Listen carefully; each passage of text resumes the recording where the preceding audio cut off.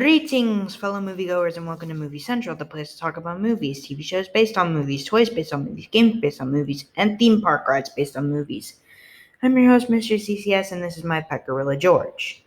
Captain America, the soldier, the man out of time, the first Avenger himself.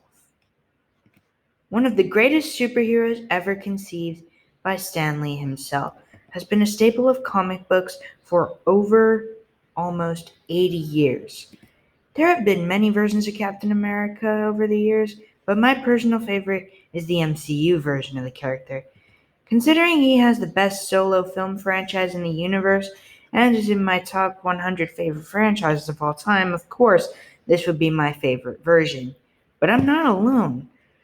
Thousands of fanboys and fangirls really love where Captain America went after his spy thriller magnum opus released in 2014. But how great is it? We're going to find out today as we look at Captain America, the Winter Soldier. Let's get straight into it.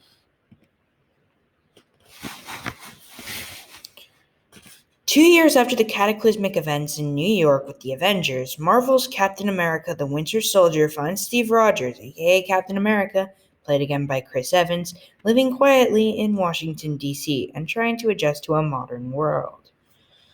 But when a S.H.I.E.L.D. colleague, played by Samuel L. Jackson, comes under attack, Steve becomes enrolled in a web of intrigue that threatens to put the world at risk. Joining forces with Black Widow, played by Scarlett Johansson, Captain America struggles to expose the ever-widening conspiracy while fighting off professional assassins sent to silence him at every turn. When the scope of the villainous plot is revealed, Captain America and the Black Widow enlist the help of a new ally, the Falcon, played by Anthony Mackie. However, they soon find themselves up against an unexpected and formidable enemy, the Winter Soldier, played by Sebastian Stan. Wow, what a plot! And may I say it's better than the first film? Well, I will say it, and that's the truth. Captain America the Winter Soldier is by far one of the best films in this universe. But how? Well, let's talk about our main characters. Captain America is still the soldier we all know and love, and he's really not happy with the state that S.H.I.E.L.D. is in right now. It turns out that Hydra has infiltrated the core of S.H.I.E.L.D. and corrupted it, making it a dangerous spread of terrorism and fear, leaving Captain America, Black Widow, and Nick Fury, and most importantly the Avengers, in limbo.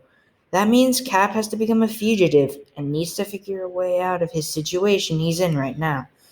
That's a very cliche form of storytelling, but it's molded into something new and something interesting, and also something cool. Black Widow is also great. She's still the femme fatale from the last few films, but she is honestly watered down a bit, but for a reason. This is Cap's story, and she's just a side character, a great one at that. She's still got sleek movement and can totally go undercover to shoot some baddies. Yeah. Nick Fury is still great as ever. Despite Sam Jackson's age, Fury can still shoot machine guns and kill his own boss and show his own eye that has been scratched out. Wow, great job with your devotion, Mr. Jackson. Now we have our two new characters. Agent 13, played by Emily Van Camp, is pretty fun to watch. She's an adaptation of a character from the comics that shot and killed Captain America, but not here because of reasons I can't name without spoilers. That aside, she's still a cool character. Now my favorite new character is Falcon. He's a character from the comics that I loved. Sure, there's no spandex to be found, but he's still a cool character. Anthony Mackie does a great job in playing a character like this, and he's been doing it for 7 years. Alright, now we have the villains. Jasper Sitwell was a character that I thought we could trust, but I was wrong. In fact, he's a villain. He works with Hydra, and he does not mean business. I said not because he gets killed pretty easily. But still, I like this character enough. Now we have our two main villains and another side villain that I just want to name here because he's pretty much a main villain. The Winter Soldier is a villain that intrigues me for one reason, and one reason alone. He's Bucky Barnes. Yep, Bucky didn't die on that train. In fact, he was found by Hydra and corrupted into a violent killer that has killed for 50 years, only kept looking young via cryofreeze. The only way he snapped out of it is by his friend, Captain America. But he is not completely snapped out of it. Just wait until the next Captain America film to see where I'm getting. We also have Crossbones, who's not Crossbones yet, but he's still a bit terrifying. But what about the main villain? That goes to Alexander Pierce, who's an elderly member of Hydra and, to an extent, S.H.I.E.L.D. He's responsible for trying to make Captain America a fugitive and for trying to kill Nick Fury. He's a villain that's simple, but still memorable nonetheless. Okay, enough about the characters. How are the visuals? Well, the biggest visuals come from aerial vehicles, while the smaller ones come from explosions and bullets. They're simple, and really simple enough, but they look really friggin' cool, which is always a plus. My personal favorite visual effect is when Black Widow removes that, well, disguise mask. It was all created by Industrial Light and Magic, a Lucasfilm company. How's the music? Well, composer Henry Jackman made a score that makes you feel worried and alert, which is the right feel for a movie like this.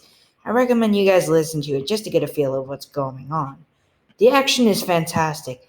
My favorite action scene by far is the elevator scene. It's tense, scary, and just a bunch of fun. It will leave you on the edge of your seat. I also loved the final battle, which also had tension, but also focused on emotion towards the end. So, what's my final verdict? Captain America the Winter Soldier is not only one of the best sequels in the MCU, but also one of the best films in the MCU. With fantastic characters, fantastic visuals, fantastic music, and fantastic action, this is one of the MCU movies you have to see. That's why I can't give it anything but a solid 10 out of 10.